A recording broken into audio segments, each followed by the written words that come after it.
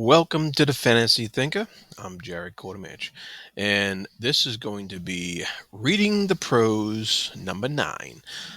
We will revisit Janny Wurts in this time in Warhost of Vastmark, and I wanted to go over a couple of passages in here that I thought were really cool and really showed the excellent prose in her writing.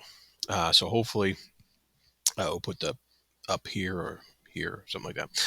Okay, so the passage is what's happening here to precede this passage is um, Talith, who is Lysaea's wife, is hiding in a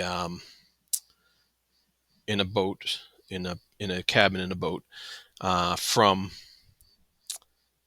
Arathon's pirates, basically. So I just wanted to show this passage to show um, the tenseness in her hiding. So, reading the passage, it says, "Yet no prying fingers plucked back her curtain of oilskins. No hand reached to prod, nor did any triumphant male grasp snatch through fusty woolens to expose her. Nothing happened, no intrusion, just a nerve-racked, punishing interval through which the rattling noises of invasion died back and reorganized into retreat." So she's hiding in this closet, basically.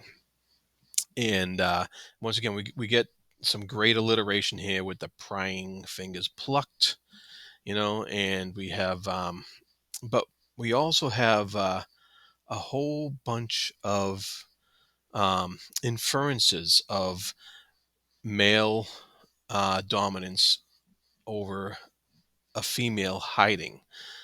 We have, the triumphant male grasp or snatch through something to expose her. Uh, and we have the words intrusion and nerve wracking and punishing and invasion, you know, and we have, these kind of words emphasizes how how this woman might feel if a male was actually after her in such a manner. And that's it, she's hiding in a closet trying to escape her would-be captors, because she doesn't know what's going to happen to her if she is captured. And so these words really drove home that kind of nerve-wracking waiting for the worst to happen.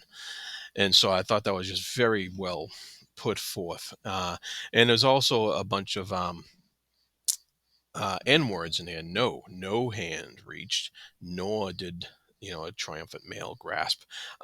Nothing happened. No intrusion, and noises. So that also put forth this sense of no, no, no. This is not what she wants to happen.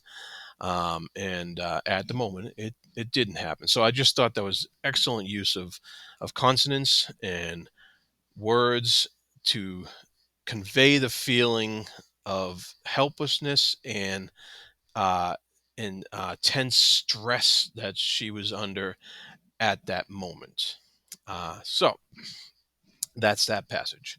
I wanted to move on to another passage, which is more dialogue based, and this is to show how Janny Wurts is trying to have some fun with some dialogue here, and how people speak, and it's not just a simple, straightforward speech. It's it's more involved, and it's more fun, and it's very prose worthy. Um, so here it is. Here it is. "My dear," Arathon said in the acid wipe sarcasm he wore like an armor of enamel. Then he laughed. "Why trifle with sorcery? Arrow's partridge of a captain would scarcely sport trunks of silk dresses. profits from tallow were never so grand that merchants' mates should toss ladies' bracelets on the floor, nor do they wear scent like a tower of roses. So, um, that's a fancy way of saying what's going on in this room. And just so you know, this passage comes from after the fact, where Arathorn actually did find the Lady Talith. Um, so, and he's explaining basically how he found her. And so I'm going to compare that to a more simply written, something I wrote. So, because, it's a lot easier, but uh, a simply written passage, which, almost says the same things, but just not as well. So I wrote this. I said, "Why should I use magic? Your ship's captain that I hunted down would not make money from a few silk dresses and tallow, and they wouldn't leave valuable bracelets lying on the floor, and nor do merchants wear perfume." So, as you can see, that's a much simpler way of saying a similar thing that's happening in a room.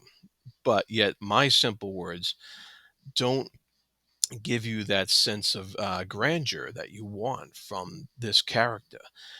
This character is noble born, and he puts things in a way that tells a bit more story than my simple words there would. He says, "Why trifle with sorcery?" Meaning, it would be an annoyance to use sorcery when I can just do this anyways without it, right? And he says, and he names the ship, and he says, "Partridge of a captain," which means the captain. He's comparing the captain to a bird that is commonly hunted, for sport. And he actually says would scarcely sport trunks of silk dresses, which means it's a kind of a double meaning there. Uh, Not only the alliteration would scarcely sport in silk, but the captain wouldn't be much sport to hunt down like a partridge, and the captain would also not sports trunks of silk dresses because he wouldn't make any money off of that. That's not a merchant's trade. It would be in bulk goods, if he was going to make money. So she gives us a lot of information there, and a lot more information than my simple words used to describe the same scene, but with much less information. He also mentions that profits from tallow were never so grand. So he's comparing the profits from the tallow to the value of the bracelets on the floor with that one sentence. And you get the sense that the bracelets are valuable because they're ladies bracelets, which a lady wouldn't be called a lady unless she was a noble lady. And that way you don't have to come right out and say bracelets, valuable bracelets. She intones that um by saying ladies bracelets tossed on the floor, and that tallow was never so grand as those, and that that merchants mates would never leave those lying around.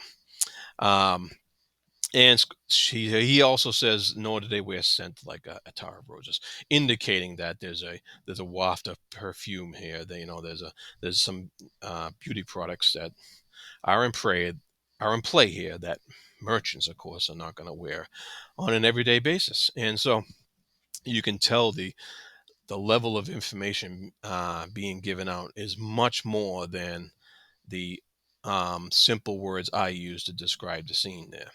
And so that's just my way of reading the prose and getting the most out of it. I really, really love this writing, and really love this book. So if you haven't caught up to our read along on with my pagechewing.com friends, go ahead and start catching up. It's a great series to read. It's a lot of fun. And until next time, be good to each other. Thank you.